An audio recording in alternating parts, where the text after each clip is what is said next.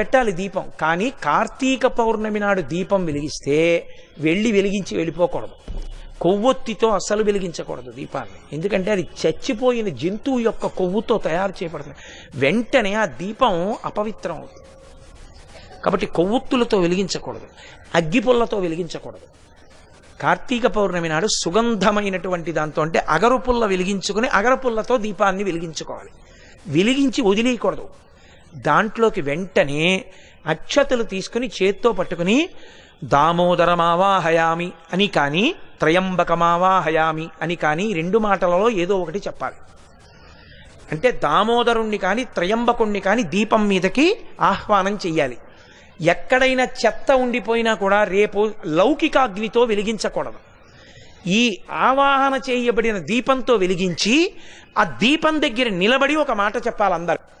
కీటాహ పతంగాహ